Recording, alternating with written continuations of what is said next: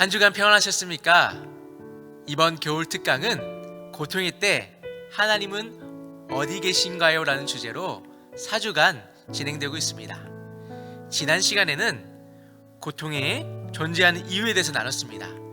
오늘은 이어서 고통을 만났을 때 사람들의 반응에 대해서 함께 나누겠습니다. 우리 삶이 늘 평안하면 좋을 텐데 살다 보면 고통이 찾아올 때가 있습니다.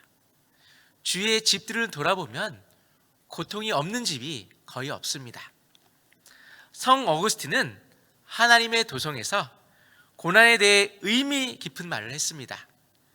고통은 동일하나 고통당한 사람들은 동일하지 않는다.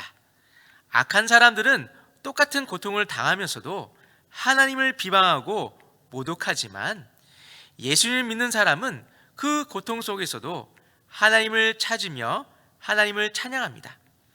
모든 사람이 무슨 고통을 당하느냐가 문제가 아니라 어떻게 받아들이느냐가 문제이다 라고 얘기했습니다.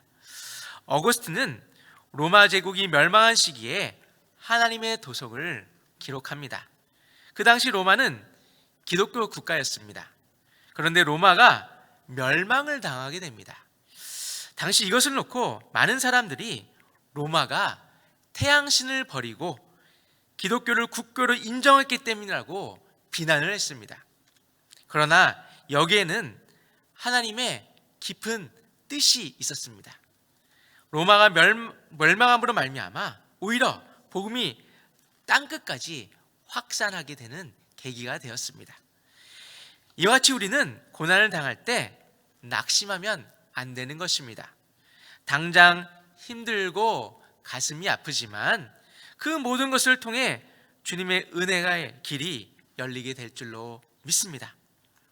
어떻게 하면 나에게 고난이 오지 않게 할 것인가를 연구하기보다 오히려 다가온 고난을 어떻게 반응하고 대처해 나갈 것인가를 이 시간 함께 나누겠습니다. 우리는 평생 고통이라는 숙제에 직면하지만 고통에 대한 올바른 의식이 필요합니다. 대체적으로 고통이 오면 사람들은 다음과 같이 5가지의 반응이 나타납니다. 먼저 고난이 찾아와 그 고통이 심해지면 그것을 잊기 위해 알코올이나 마약 이것을 사용하거나 그 고난을 피하는 사람들이 있습니다. 둘째로 심한 고통이 찾아오면 자신의 목숨으로 모든 것을 끝내려고 하는 사람들이 있습니다. 셋째로 심한 고통이 찾아오면 자신의 어려움 때문에 화를 내고 분노한 사람들이 있습니다. 넷째로 고난이 심해지면 미신을 통해 그 고통에서 벗어나려고 시도하는 사람들이 있습니다. 그래서 교회를 다님에도 불구하고 점집에 가서 어떻게 하면 이 난국을 극복할 수 있을 것인가를 묻는 분들이 계시다고 합니다. 5째로 고난이 심할 때 하나님의 뜻을 찾고 하나님께 더 가까이 나가는 사람들이 있습니다. 이 5 중에 우리가 어디에 속하는지 우리 자신을 돌아봤으면 좋겠습니다. 고난이 올 때 낙심하지 마시고 하나님의 뜻을 찾고 하나님께 나아가시기를 소원합니다. 바울은 로마서 5장 3절로 4절에서 우리가 환난 중에 즐거워하나니 이는 환난은 인내를, 인내는 연단을, 연단은 소망을 이루는 줄 알미노다라고 선포를 합니다. 이와 같이 하나님께는 큰 계획이 있으십니다.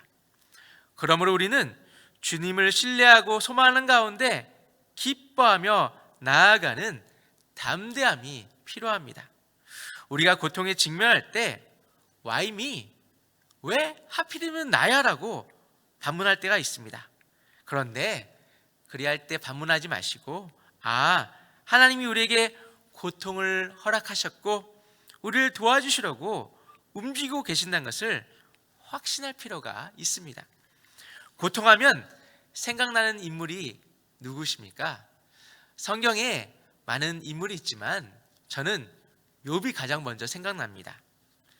욥이 어떻게 고난에서 반응했는지를 보면서 우리에게 고난이 올 때 어떻게 반응해야 하는지 함께 보도록 하겠습니다. 욥기는 우리에게 고통의 이유가 중요한 것이 아니라 고통의 반응이 더 중요하다는 것을 우리에게 알려줍니다. 우리가 고통에 대해서 올바르게 반응할 때 시편의 기자와 같이 다음같이 고백할 수 있을 줄 믿습니다. 고난이 당하는 것이 내게 유익이라 이로 말미암아 내가 주의 율례들을 배우게 되었나이다 라고 시편의 기자는 고백합니다. 원래 욥은 하나님의 엄청난 은혜를 입은 사람입니다. 모든 사람이 부러워하는 선망의 대상입니다. 신앙적으로 흠잡을 데가 없이 신실한 사람이었습니다. 욥은 모든 사람들이 존경하는 동방의 의인이었고 신앙적으로 신실한 사람이었습니다. 이렇게 신실하게 살다가 가면 좋을 텐데 욥이 정직하고 신실하게 하나님을 경외하는 것을 질투하는 존재가 있었습니다. 그 존재가 누구입니까? 바로 사탄입니다. 우리는 여기서 아주 중요한 교훈을 얻을 수 있습니다. 우리가 건강하고 부유하고 신실할 때 이것을 방해하는 사탄의 역사가 있다는 것입니다. 그래서 베드로전서 5장 8절에 근신하라 깨어라 너의 대적 마귀가 우는 사자같이 두루 다니며 삼킬 자를 찾나니라고 선포합니다. 이와 같이 사탄은 끊임없이 삼킬 자를 찾고 있습니다. 욥에게도 이런 시련이 찾아옵니다. 어느 날 욥에게 안타까운 소식이 들려옵니다. 스바 사람들이 갑자기 들이닥쳐서 소와 나귀를 약탈하고 종들을 죽였다는 것입니다. 조금 있다가 또 다른 종이 욥에게 달려왔습니다. 이번에는 하늘에서 불이 내려와 양과 종을 불살랐다는 것입니다. 비극이 여기서 멈추지 않습니다. 갈대아인의 습격으로 약대를 약탈당하고 종들을 죽였다는 것입니다. 이 일만 겪어도 힘든 상황인데 가슴 아픈 소식이 또 들려옵니다. 마다들의 집에서 잔치를 하고 있는데 태풍이 불어와서 뇌의 기둥이 무너지고 잔치를 하던 자녀들이 다 죽었다는 것입니다. 이런 고난도 감당할 수 없는데 욥의 고난은 여기서 멈추지 않습니다. 욥기 2장을 보시면 욥의 몸에 발바닥부터 머리까지 악성 종기가 생겨났다고 했습니다. 이 모습을 지켜보던 욥의 아내는 하나님을 저주하고 죽으라고 남편인 욥에게 악담을 합니다. 자녀는 죽고 아내마저 자신을 저주하는 모습을 보면서 욥은 많이 힘들었을 것입니다. 그러나 욥의 고난은 재산과 자녀를 잃는 것으로 끝나지 않습니다. 이제 육체적 고통까지 이어졌습니다. 욥에게 임한 첫 번째 시험과 고난만 해도 어지간한 사람이면 견디기 힘든 어려움입니다. 그러나 욥에게는 그런 고난에 더하여 육체의 질병이라는 치명적인 고통까지 더해졌습니다. 인간으로서는 견디기 어려운 시험과 고난이 욥을 덮친 것입니다. 오죽했으면 모든 재산과 자녀를 잃을 때까지만 해도 잠잠했던 욥의 아내마저도 욥을 향해 하나님을 저주하고 죽으라고 했겠습니까? 욥의 아내가 신앙이 없어서 그런 말을 하는 것이 아닐 것입니다. 욥의 신앙이 비추어 볼 때 욥의 아내는 신앙이 좋았을 것입니다. 하지만 욥에게 임하는 고난이 너무나 커서 자신의 남편에게 임하는 고난이 너무나 커서 욥의 아내가 시험이 들었을 것입니다. 하지만 욥은 그런 고난 가운데서도 입술로 범죄하지 않습니다. 이를 통해 욥의 신앙이 얼마나 대단한지를 우리가 알 수가 있습니다. 그런데 욥이 이런 신앙을 가졌던 것을 성경이 기록하고 있는 것은 단지 정보를 주기 위한 것이 아닙니다. 우린 이것을 보면서 의문을 가질 수 있습니다. 하나님이 살아계시는데, 하나님이 우리와 동행하시는데 왜 이런 시련을 당해야 하는지 이해가 가지 않을 수가 있습니다. 욥은 하나님의 지독한 연단을 받는 가운데 가졌던 모든 것을 잃어버리게 됩니다. 재산을 잃어버리고, 명예도 잃어버리고, 자녀도 잃어버리고, 건강까지 잃어버립니다. 이제 욥이 의지할 분은 주님 한 분밖에 없습니다. 이제 다른 사람은 아무도 눈에 들어오지 않습니다. 남들이 나를 어떻게 생각하고 친구들이 나를 어떻게 생각하든지 상관이 없습니다. 욥에게 중요한 것은 하나님이 살리시면 내가 사는 것이고, 하나님이 죽으시면 나는 죽는 거란 것입니다. 오직 하나님 한 분 외에는 아무것도 중요한 것이 없었습니다. 이때 비로소 욥은 모든 것을 볼 수 있게 되고 모든 것을 들을 수 있게 됩니다. 욥이 가졌던 것을 잃어버림으로 인해 손해를 본 것이 아니라 오히려 엄청난 것을 얻게 됩니다. 바로 하나님 한 분만 의지하는 살아있는 신앙을 갖게 된 것입니다. 욥이 하나님 앞에서 빈손이 되었다고 고백합니다. 그리고 하나님을 제대로 의지할 수 있게 되었다고 이렇게 고백을 합니다. 우리는 너무나도 많은 것을 가진 것이 문제인 것 같습니다. 너무나도 많은 사람들의 기대를 채워주려는 것도 문제입니다.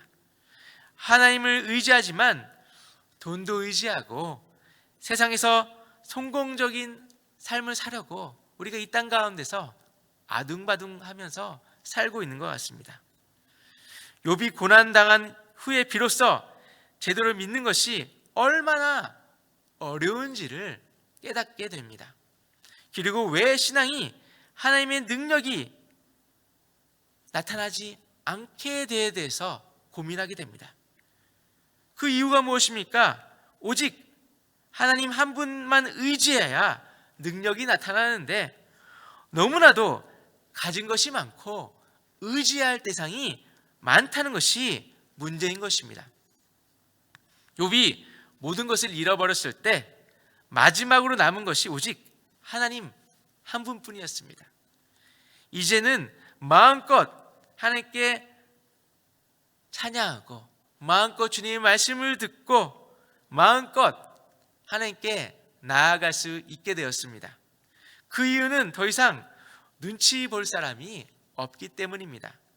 더 이상 하나님과 욥 사이의 걸림돌이 되는 것이 없어졌기 때문입니다.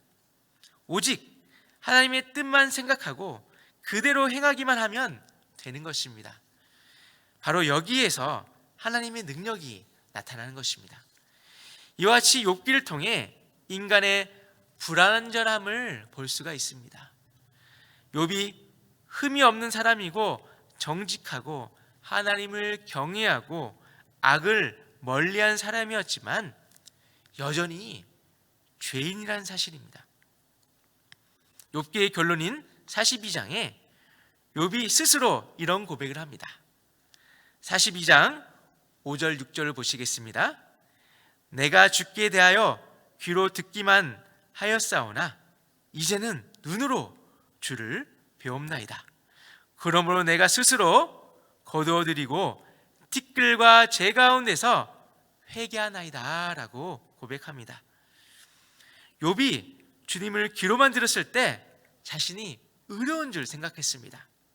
그런데 눈으로 주님을 만날 때 자신이 죄인임을 깨닫고 철저히 회개한 것입니다. 만약 고난과 고통이 없다면 인간은 교만해질 수밖에 없는 것 같습니다. 때문에 이유를 모르고 이해할 수 없는 끊임없는 고통을 당할 때 우리 반응이 달라져야 하는 것입니다. 그렇다면 욥은 고통이 찾아올 때 어떻게 반응을 합니까? 1장 20절에서 21절을 쉬운 성경으로 보겠습니다. 그러자 욥은 일어나 자기 옷을 찢으며 머리를 삭발하고 땅에 엎드려 하나님께 경배드리며 이렇게 말했습니다. 내 어머니 태에서 벌거벗은 채로 나왔으니 벌거벗은 채로 그곳으로 돌아갈 것입니다. 주신 분도 여호와시요 가져가신 분도 여호와시니 여호와 이름이 찬양을 받으시기를 바랍니다. 하루아침에 모든 재물과 자녀들을 잃은 다음에 욥이 어떻게 반응했습니까? 욥은 그 모든 것을 받아들입니다. 우리가 경험하듯이 우리의 생각과 다르게 인생이 흘러가거나 우리의 기대와 다르게 다른 사람이 반응할 때, 특히 가까운 사람들이 우리에게 그렇게 대할 때 심한 상처를 받게 됩니다. 그런 상황을 받아들이고 수용하기보다는 적대감을 갖고 우리가 대적할 때가 많이 있습니다. 사실 욥이 당한 상황은 쉽게 받아들일 수 있는 상황이 아닙니다. 그런 상황이 되면 누구든지 낙심할 수밖에 없는 것 같습니다. 인생을 살아가면서 인간의 연약함을 고백합니다. 사실 우리에게는 선택의 여지가 별로 없는 것 같습니다. 우리가 태어날 때 출생지를 선택할 수 없습니다. 부모님도 선택할 수 없습니다. 나중에 장성하면서 학교나 직장은 선택하지만 또 배우자는 우리가 선택하는 것 같지만 그 안에 일어나는 모든 일은 선택할 수 있는 일이 거의 없는 것 같습니다. 내가 낳은 자식이지만 내가 바라는 대로 성장하지 않을 때, 그리고 우리가 원하는 반응을 보이지 않을 때 우리의 마음이 시리고 아픈 것 같습니다. 인생을 우리의 의지와 노력을 통해서 개척해온 것 같지만 돌아보면 도무지 선택의 여지가 없는 불가피한 상황을 통해서 인생의 행로가 바뀌어왔고 그 변화에 따라 지금 우리의 존재가 있는 것 같습니다. 하나님께서 허락하신 삶을 받아들일 때 인생은 풍성해지고 평안해집니다. 해결되지 않은 인생의 문제들과 도저히 이해할 수 없는 문제들과 고난으로 인해 힘들지만 이런 문제들을 풀어가려면 먼저 그 모든 것들을 받아들일 필요가 있는 것입니다. 인생이 힘겹고 고통스러운 이유는 받아들일 수밖에 없는 것을 받아들이지 않기 때문입니다. 지난 일 그리고 현재 있는 상황을 받아들이지 못할 때 사람들은 불행해집니다. 받아들여야 할 것을 받아들이지 않고 자신의 의지, 그 노력으로 바꾸려고 할 때 오히려 더 힘들어지는 것 같습니다. 그렇다면 받아들인 것이 체념하는 것입니까? 아닙니다. 받아들인다고 해서 자포자기의 상태로 있으라는 말이 아닙니다. 예수님께서 십자가 사역을 앞두고 계실 때 예수님은 그 모든 것을 받아들이셨습니다. 마태복음 26장 39절에서 예수님께서 어떻게 하십니까? 조금 나아가서 얼굴을 땅에 대시고 엎드려 기도하여 이르시되 내 아버지여 만일 할만하시거든 이 잔을 내게서 지나가게 하옵소서. 그러나 나의 원대로 마옵시고 아버지의 원대로 하옵소서라고 기도를 합니다. 하나님의 능력이나 사랑이 없어서 예수님을 십자가에 죽도록 방치하신 것이 아닙니다. 예수님은 아버지의 뜻을 받아들인 것입니다. 하나님께서 허락하신 상황을 받아들이는 것이 용기 있는 결단이고 선택인 것입니다. 또한 받아들인 것은 인생에서 가장 지혜롭고 자연스러운 삶의 길인 것입니다. 이 길은 하나님께 나아가는 길로 연결되는 길입니다. 욥이 이해할 수 없는 고난 앞에서 자신에게 죄가 없다, 허물이 없다, 친구들과 반론을 하는 상황에서 하나님께서 욥에게 찾아와서 질문하십니다. 38장 전반부를 시온 성경으로 보겠습니다. 그때 여호와께서 폭풍 가운데서 욥에게 말씀하셨습니다. 무식한 말로 나의 뜻을 어둡게 하는 자가 누구냐? 너는 허리띠를 동여매고 대장부처럼 일어나서 묻는 말에 대답하라. 내가 땅의 기초를 세울 때 너는 도대체 어디 있었느냐? 내가 그렇게 많이 알거든 대답하라. 누가 그 수치를 재고 줄자를 대어 보았느냐? 땅의 기초를 무엇으로 단단히 고정시켰는지, 그 모퉁이 돌을 누가 놓았는지를 아느냐? 하나님께서 이렇게 질문하셨을 때 욥은 42장에서 다음같이 답을 합니다. 그러자 욥이 여호와께 대답했습니다. 주께서 무슨 일이든지 하실 수 있기 때문에 아무도 주님의 뜻을 방해할 수 없는 줄 압니다. 무식한 말로 내 뜻을 가린 자가 누구냐라고 물으셨지요. 정말 저는 알지도 못하면서 말하였고 깨닫지 못하는 일들을 아는 채 하였습니다 라고 욥이 대답을 합니다. 이렇게 욥은 정말 저는 알지도 못하면서 말하였고 깨닫지 못하는 일들을 아는 채 했다고 고백을 합니다. 잘 알지도 못하면서 아는 채 했다고 이와 같이 회개를 하는 것입니다. 깨닫지 못하면서 함부로 말하는 자가 바로 자기 자신이라는 것입니다. 지금까지는 제가 귀로만 들었는데 이제야 제 눈을 주님께 향하고 주님을 뵐 수 있게 되었습니다. 그러므로 저는 제 주장을 내려놓겠습니다. 티끌과 잿더미 위에 앉아 회개하며 자신이 겪은 그 모든 참담한 일들을 비로소 받아들이고 마음 깊은 곳에 그 모든 것을 내려놓았습니다. 우리가 하나님을 이 땅의 주인으로 내 인생을 주관하시는 분으로 받아들일 때 우리는 더 이상 인생에 대해 판단하거나 분석하지 않습니다. 다른 사람이 비극과 불행을 두고 힘들어할 때 쉽사리 하나님의 뜻을 운운하지 않습니다. 다른 사람의 실패와 질병과 고난을 보고 하나님의 징계라고 해석하지 않습니다. 우리의 머리로는 헤아릴 수 없는 신비한 일들 앞에서 함부로 판단하고 말하는 것을 조심해야 합니다.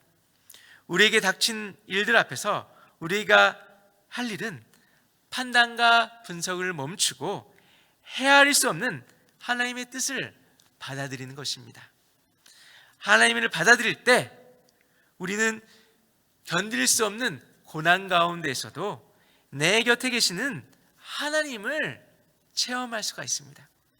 고난은 더 이상 나 혼자 맞서는 것이 아니라 주님과 함께하는 거룩한 역사가 되는 것입니다. 하나님이 받아들일 때 깊은 고난 가운데 있는 이웃들에게 진정으로 다가설 수가 있습니다. 하나님의 긍휼이 여기시는 마음이 내 긍휼한 마음이 되어서 그리고 더 이상 허튼 위로나 해결책을 제시하지 않습니다. 다만 울고 있는 이웃과 함께 말없이 울고 말을 잇는 이웃들과 함께 침묵을 하고 그들의 손을 잡아주고 따뜻한 마음을 전해주는 것입니다. 혹시 주위에 힘든 분들이 계시다면 그들에게 따뜻한 손길을 내미시는 저와 여러분이 됐으면 좋겠습니다. 비록 지금 코로나 상황으로 직접 찾아가지 못하지만 전화를 하셔도 되고요. 다른 방법 또 온라인으로 따뜻한 손길을 내미신다면 큰 위로가 될 줄로 믿습니다. 우리가 살아가면서 욥 같은 고난을 당하면 참 힘들 것 같습니다. 사는 의미도 없어지고 주님을 원망할 수도 있을 것 같습니다. 그렇다면 욥은 어떻게 했습니까? 욥기 1장 22절을 보시면 이 모든 일에 욥이 범죄하지 아니하고 하나님을 향하여 원망하지 아니하니라라고 했습니다. 욥은 자신에게 아무런 허물도 찾아볼 수 없는 상황에서 재물을 잃었고 목숨보다 소중한 자녀를 잃었습니다. 그런 상황에서 욥은 일어나서 겉옷을 찢고 머리를 깎고 머리를 땅에 대고 엎드려 경배를 했습니다. 원망, 불평은 자기 것으로 잃어버리거나 자기 주장이 거절당할 때 하게 됩니다. 그런데 욥은 자기 것이 하나도 없습니다. 그렇기 때문에 불평하거나 원망을 할 수가 없었습니다. 그동안 자신이 가졌던 그 모든 것은 하나님께서 자신에게 잠시 맡겨줬다는 것을 알고 있었습니다. 그래서 주님께서 하루아침에 그 모든 것을 거두어 가실 때 원망하거나 불평하지 않습니다. 여기서 우리는 중요한 교훈을 발견할 수가 있습니다. 일상의 삶에서 하나님의 은혜에 감사하며 사는 사람은 예기치 못한 어려움이나 고난을 당할 때도 불평을 하거나 원망을 하지 않는다는 것입니다. 그러나 그렇게 살아가는 것이 쉽지 않습니다. 힘든 일이 있으면 대부분의 사람들이 쉽게 누군가를 원망하고 또 누군가에게 불평을 합니다. 그래서 한순간도 멈추지 않고 원망의 말을 계속해서 하는 사람들이 있습니다. 출애굽하고 이스라엘 백성들이 어떠했습니까? 그들의 언어를 보면 원망의 말 말고는 한 것이 거의 없는 것 같습니다. 조그만 시련이 찾아와도 원망했고, 심지어 가나안 땅을 앞에 앞두고서도 원망합니다. 젖과 꿀이 흐르는 땅을 직접 보고도 돌아온 우리 정탐꾼 가운데도 대다수의 정탐꾼이 원망의 말을 합니다.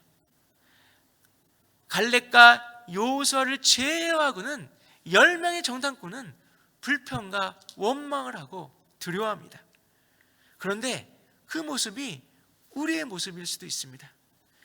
주님의 은혜 가운데 살아가면서 조금만 힘들면 입술에서 불평이 나오고 주님을 원망하는 것이 우리의 모습일 수도 있는 것 같습니다.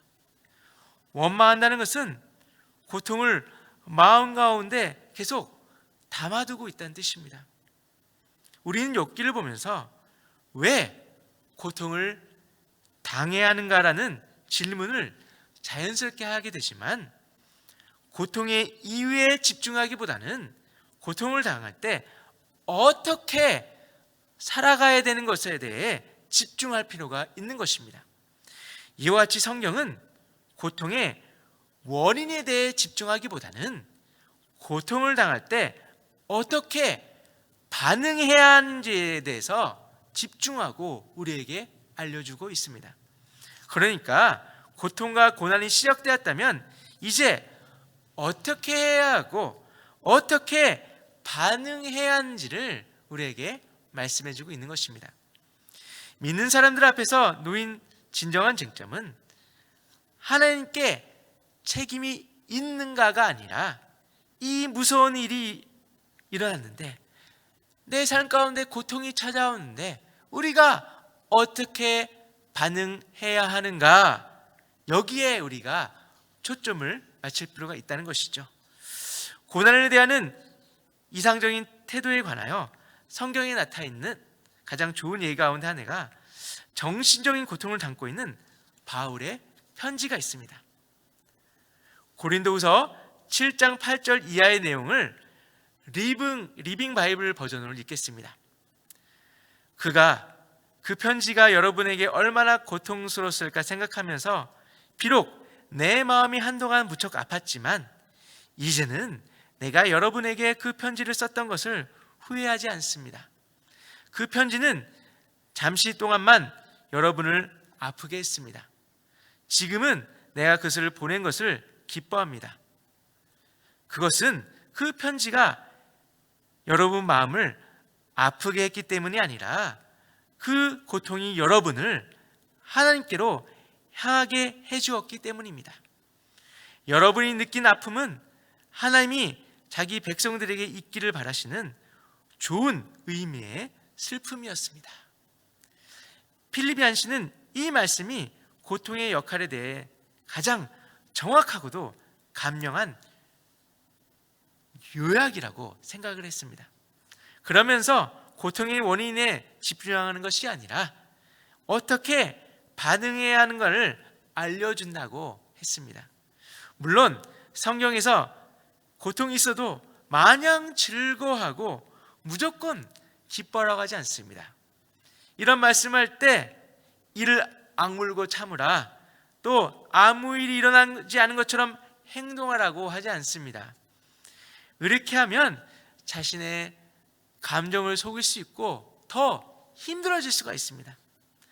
고난 중에 즐거워하는 것이 힘들어서 울고 싶을 때 무조건 즐거워하라는 말씀이 아닙니다. 하나님께서 우리의 삶 가운데 고통을 사용하셔서 이루실 수 있는 일에 관심을 집중하라는 것입니다. 그런 결과를 만들어 내시기 전에 주님은 우리가 먼저 그분을 신뢰하고 그분께 의뢰하기를 원하십니다. 그리고 바로 그렇게 주님께 의지하는 과정을 묘사함에 있어서 기뻐하라는 말씀을 사용하신 것입니다. 그리고 주님께서 우리에게 그분을 향하라고 말씀하실 때 그것은 우리에게 도움을 줄 줄로 믿습니다. 야고보서 1장 2절로 4절에서 내 형제들아 너희가 여러 가지 시험을 만나거든 온전히 기쁘게 여기라. 이는 너의 믿음의 시련이 인내를 만들어 내는 줄 너희가 알미라. 인내를 온전히 이루라. 이는 너희로 온전하고 구비하여 조금 더 부족함이 없게 하려 함이라 라고 했습니다. 여러 가지 시험을 만나거든 이라고 했습니다. 여기서 시험은 시련을 의미하는 것입니다. 이것을 볼 때 당시 초대교회 성도들은 시험을 만나고 온갖 다양한 종류의 고통을 겪었다는 것을 알 수가 있습니다. 그리고 그런 시험들은 당시뿐만 아니라 후대에도 그리고 오늘날 살고 있는 우리에게도 그대로 적용되는 것 같습니다. 그런데도 당시 성도들 가운데 예수를 믿고 구원을 받으면 아무런 시험이 없을 것이라고 생각한 성도들이 적지 않았습니다. 기도 많이 하고 믿음 가운데 굳게 서고 성령 충만하면 어떤 시험도 당하지 않는 그야말로 행복하고 형통한 삶만 있을 것이라고 생각한 성도들도 있었던 것 같습니다. 이런 성도들은 시험과 어려움을 만난 성도를 보면 내심 그들의 신앙을 의심하고 의혹의 눈길로 그들을 바라봅니다. 그리고 그들을 판단합니다.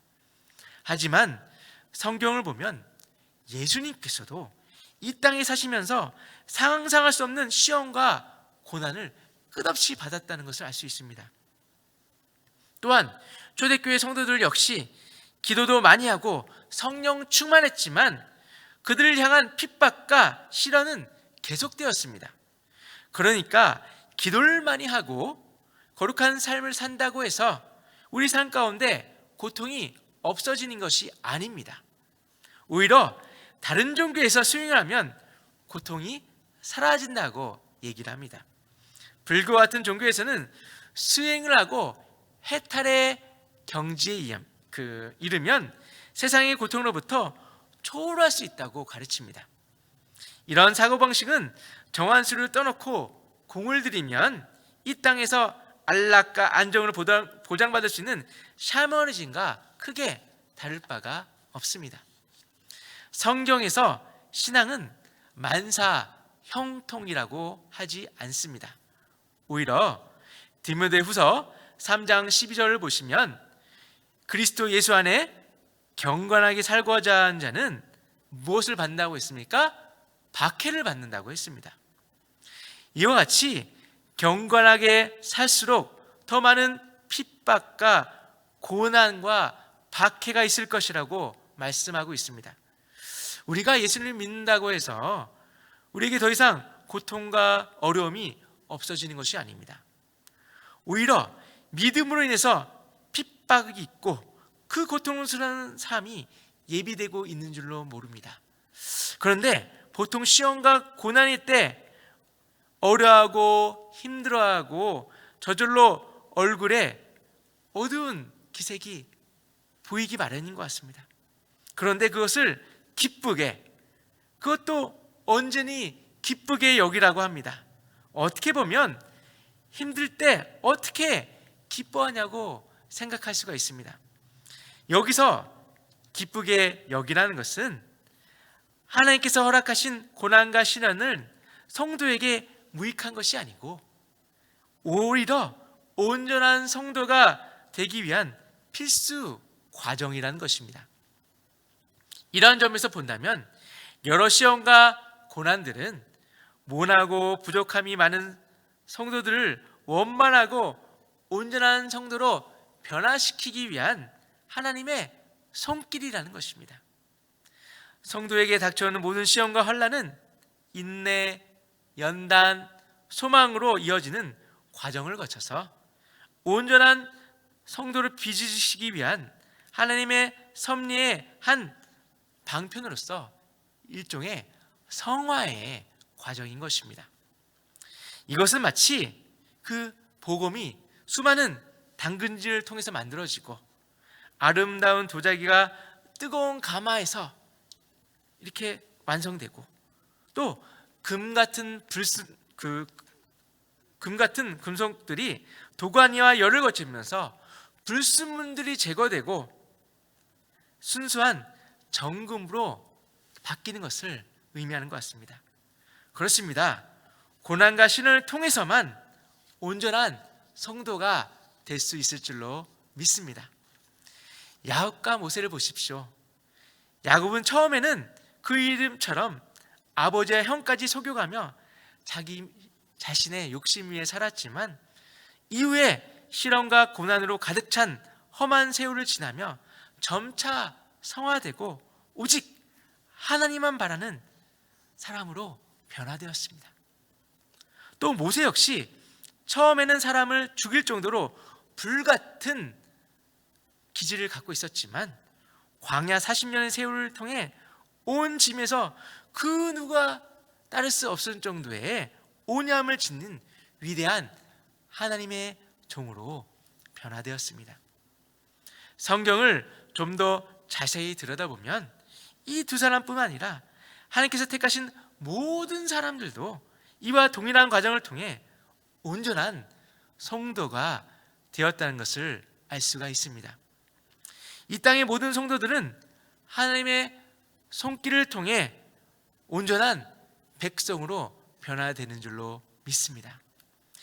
이렇게 보면 고난과 시련을 만나면 온전히 기뻐하라는 뜻이 무엇인지 알 수 있는 것 같습니다. 고난과 시련이 달갑지 않고 힘든 것은 분명한 사실입니다. 하지만 그런 고난과 시련 속에서 우리를 다듬어서 완전한 존재로 만드시기 위한 하나님의 손길이 있음을 우리가 알 필요가 있습니다.